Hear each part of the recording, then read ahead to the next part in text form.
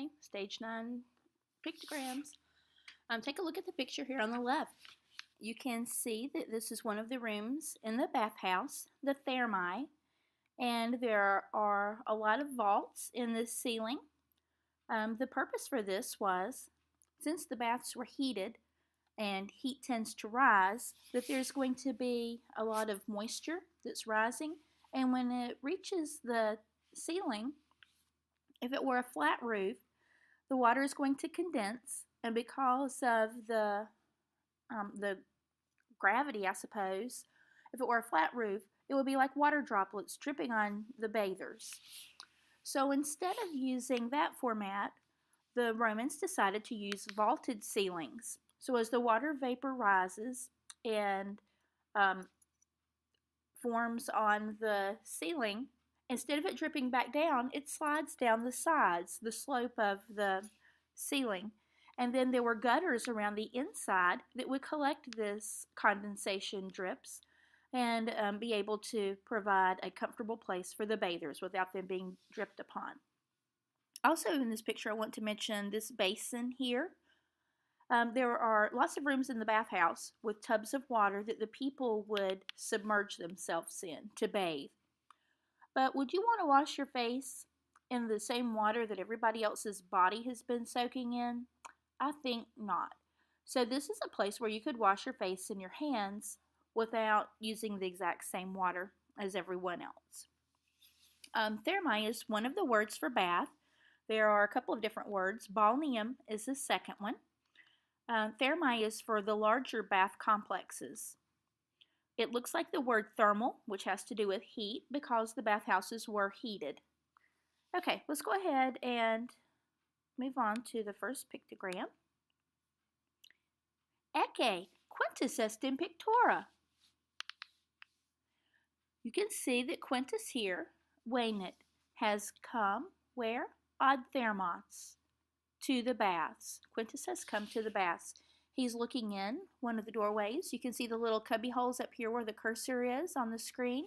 This is the locker room. It's called the apoditarium. And you would typically have your slave stay, if you have an extra slave to leave in the locker room, to guard your possessions so that they will be there when you're ready to return home. Okay, so for number 1, we have Quintus has come to the baths, or Quintus came to the baths. In the red over here where your questions are, it says, what were the names of the 4 baths? I'm talking about the bathhouses here. So think back to stage 3, and I may actually have this pulled up. Hold on. Here is a picture we can look at. Do you see the picture on the right-hand side here? Est oppidum Pompeii. You can see the amphitheater here, the palestra, the large workout field or the sports complex beside of it. You can see this right here, the street of shops. To the north right here, you can see Nola Street. Here's Stabia Street. Let's point out the bathhouses now. Right here where the cursor is the central baths, not too far from Caecilius' house right here. So Central Baths is one of them. Another one is on Stabia Street, close to the large theater and the small theater. You have to move up a couple of city blocks. Right here where my cursor is the Stabian Baths. Another one is called the Forum Baths. Remember, the Forum is over here towards the left-hand side. This is the Forum and the Temple of Jupiter standing here presiding. And just behind the Temple of Jupiter, right here, is the Forum Baths. That's 3. We have Central, Stabian, Forum, and there's another one called the Suburban Baths. And the Suburban Baths are right here close to Porta Marina, or the gate going towards the sea. Suburban. It's at the foot of the city. So those are the 4 different bathhouses. Okay, number 2. Quintus servo pecuniam dedit. Let's look at the picture over here to see what's going on. All right, you can see Quintus here. What is he doing? Dedit. This comes from the new verb dot that you just got in this chapter. Remember, give that to me. Quintus gave, what did he give? Pecunia. You can see it here in his hand. Money. Servo. To the slave. or to a slave. Quintus gave money to a slave. You could also translate this, Quintus gave the slave money. You're used to seeing sentences that start with a nominative accusative verb. That's how most of the sentences have been that you've had so far.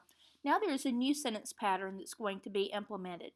This is the nominative, dative, accusative verb. So you'll have your subject, indirect object, direct object, and verb at the end. So this means a whole new set of endings for first, second, and third declension. Okay, over here on the right-hand side, you should have that translated. There is a name in the culture for the slave that collects money at the bathhouse. He is called an ostiarius. O-S-T-I-A-R-I-U-S. He is a public slave. The next one is, how much does it cost? It's the coin of the least value. For us, it will be like a penny. The next one you have in red over here is, when might you get in for free? Politicians are famous for making promises to the people. If you elect me, I will, and then the list starts with numerous things being added. In Roman times, it's the same thing. But instead of it being the federal or national government, it's more of the local government that the elections were for. You don't elect the emperor. He's the supreme ruler during this time period, but the local officials are the ones that you would be actually more involved with and in supporting.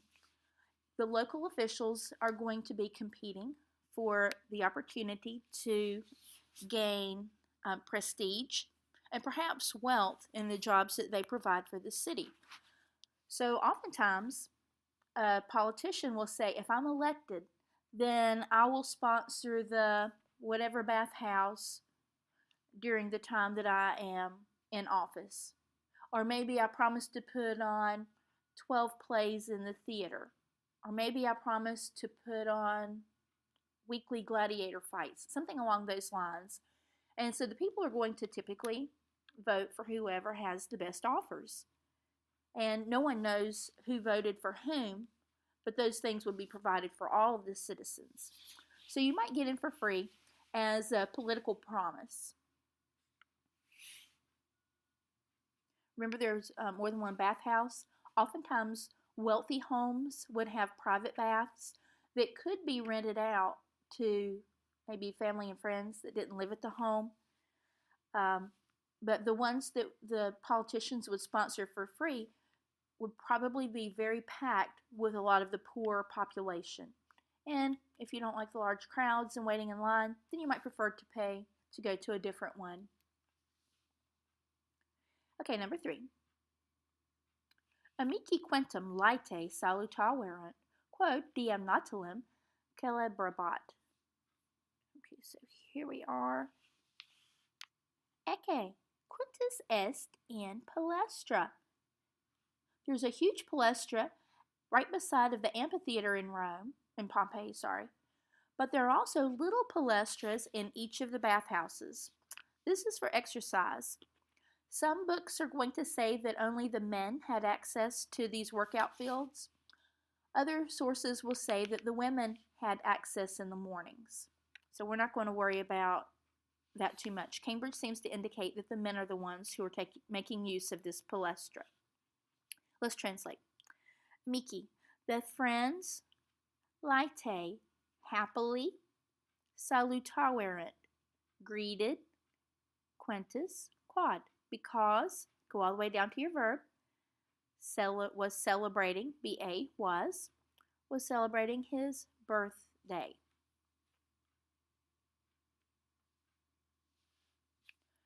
In the red, it says, which part of the baths did most men go to first? Probably they went to the locker room first, the apoditerium, A-P-O-D-Y-T-E-R-I-U-M. They could have gone to the palestra first, but one of those two places. It depends on if you consider them exercising in the nude or not. And then what activities might the men do there? You can see some of them over here. This one, I don't know if he's throwing the discus. Sometimes you might see people either boxing or wrestling. You might see them um, like fencing. Sometimes there was a swimming pool to swim in, not for cleanliness, but just for exercise. Sometimes they had a ball, and so you could, play ball. I'm not sure what games exactly they played, but a good place to work out and enjoy some time in the sun with your friends. Number 4. Quintus discum novum feribot. Quintus feribot, B-A, was, Pharos, the same thing as Porto, was carrying. N-O-V is a new word to you. This word means new. Think about a novel idea. If you're a novice, you're a newcomer, and you can renovate a building to make it look new again. Quintus was carrying a new discus.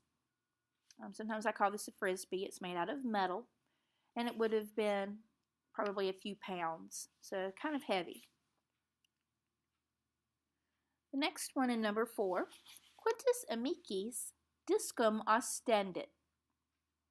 Quintus ostendit means show. I think that was in the last chapter. He showed what? His frisbee. To whom? To his friends.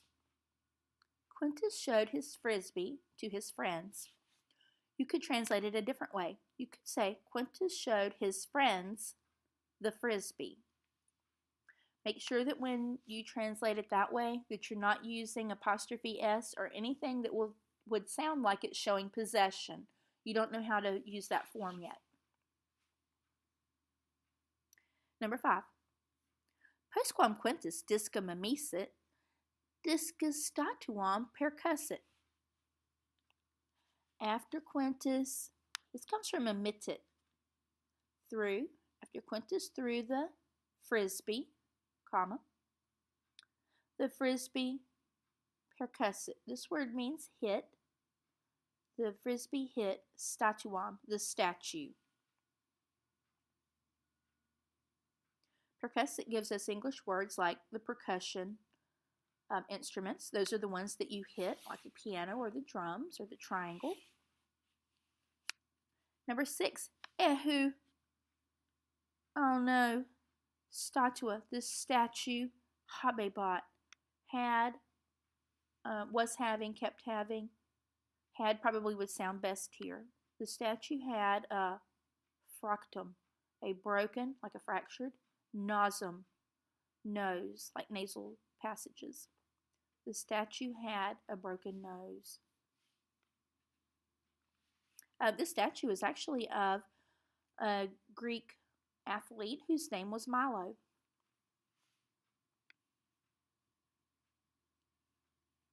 Number 7, we're going to change scenes. Instead of being at the bathhouse in the palestra, playing with the birthday present, now we're in the forum. Metella et Melissa in foro ambulabant. M were walking where?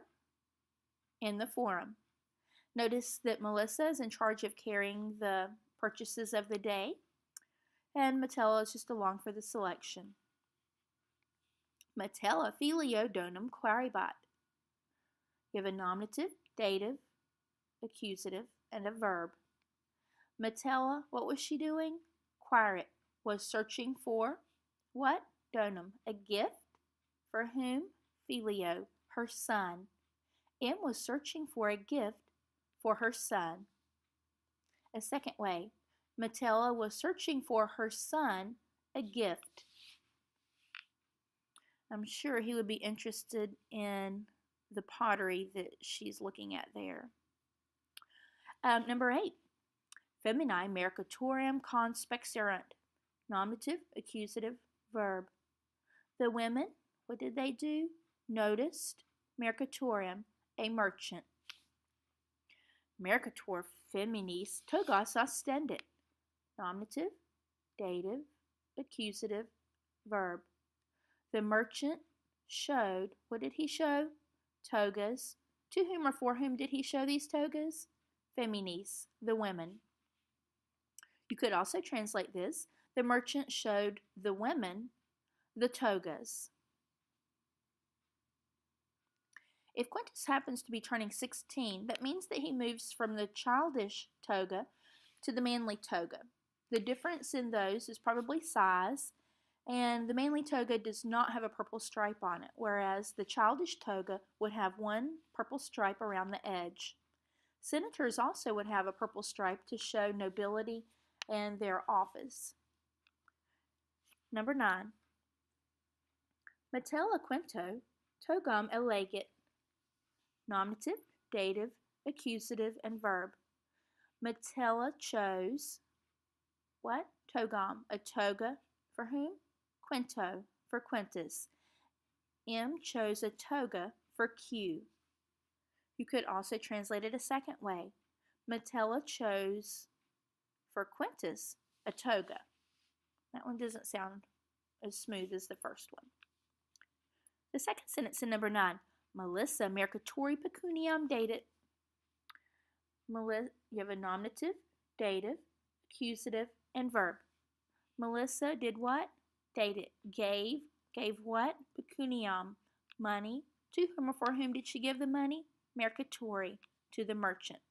Melissa gave money to the merchant. Here's the second way. Melissa gave the merchant the money. It doesn't show in the picture exactly how she was carrying this money. There were things called bursa, B-U-R-S-A. There were little coin sacks that you could put your money in. Sometimes the Romans would carry money in their mouth. We know that because after a person died, money was put in their mouth to pay the ferryman named Charon passage across the river Styx. Their coins were really small, smaller than dime size, and so you could carry probably quite a bit of change in your mouth. Not the most hygienic thing to do, but even little children today like to do things like that. Number 10, meanwhile, back at home. Grumio canam optimum in colina parabat. Grumio, go to your verb, parabat. B-A, was preparing. What was he preparing? Optimum canam, the best dinner in colina, in the kitchen. You can see he already has a loaf of bread prepared and a fruit tray, maybe a fruit and vegetable tray in the background. Looks like he's fixing some pastry, maybe for the birthday. Coquus quinto canam parabat, quod diem natalem celebrabat. The cook parabat was preparing what? Canam, dinner. To whom or for whom? Quinto, for Quintus. The cook was preparing dinner for Quintus. You have your nominative, dative, accusative, and verb pattern again. Comma.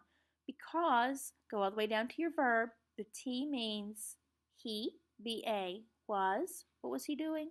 Celebrating diem natalem, his birthday. Let me do the whole sentence one more time. The cook was preparing dinner for Quintus because he was celebrating his birthday. Number 11. Multi hospites cum quinto canabat. Many guests, canabat, were dining cum quinto, with Quintus. The second part of number 11. Clemens hospitibus vinum oferibat. Nominative, dative, accusative, and verb. Clemens is the subject. What's Clemens doing? B-A, was offering. What was he offering? Vinum, wine. To whom or for whom was Clemens offering the wine? Hospitibus, the guest. Clemens was offering wine to the guest. This BA means that he constantly is giving refills. A second way to translate this sentence is Clemens was offering the guest wine. Make sure you're not using apostrophe S in that if you choose that translation. Number 12, no dinner party is complete without music. So here comes, perhaps Melissa, it's hard to tell, her hair is a little bit crazy. Ancilla triclinium intravit. The slave girl entered the dining room. Quintus ancillae signum datit. Nominative, dative, accusative, Verb. Quintus gave what? Signum, a sign, to whom or for whom, and Kili, to the slave girl. Quintus gave a sign to the slave girl. If you don't like that translation, here's the second option. Quintus gave the slave girl a sign. Maybe it was a snap, maybe a nod of the head, maybe a wink, who knows? And then the last sentence, and Killa suawater cantawit. The slave girl sweetly sang. This is the end of the pictograms for stage 9.